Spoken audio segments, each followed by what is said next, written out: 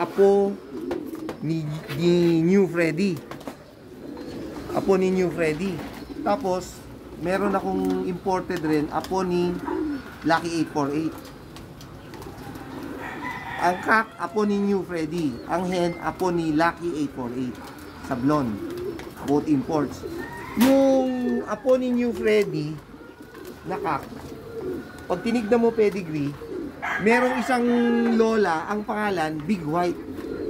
Siyempre pag narinig mo Big White, ano isip mo, anong kulay ng ibon? Puti. Puti. Di, sa madaling salita, pinag-breed ko yung dalawang imported. Lumabas, cock, blue bar. Ito eventually, tatay at lolo ng first overall champion. Ito, anak nung dalawang imported. Yung kapatid niyan, hen, lumitaw, blue bar, pied. Blue bar pied. Oo, maraming puti.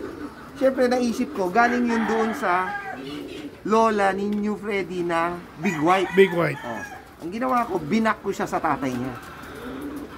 Yung blue bar pied, binak ko sa tatay na blue bar. Naglitaw, blue bar pied, mas marami pang puti. Di apo at anak, inbred. Yung apo na yung binak ko ulit pangalawang beses sa tatay, lumitaw, all white. All white. Mga Yan idol, yun. oh. Pucha. All white. White sablon, mga idol. Ito ngayon, lalaki, imported. Yung white sablon, nakapagpalitaw ako niyan, 4 na piraso.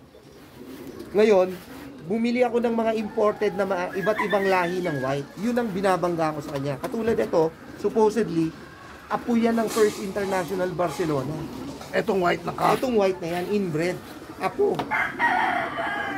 20, kung i-check mo 2009, i-search mo, First International Barcelona 2009, ang pangalan niya, Nelly. Ah, kilala ko. Checkered yun na pied. Checkered pied yun. Ngayon, apo niya yan. Idol, oh. White sablon. Oh, ito, anak nila, oh.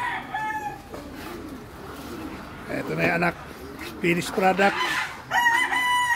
Ganda.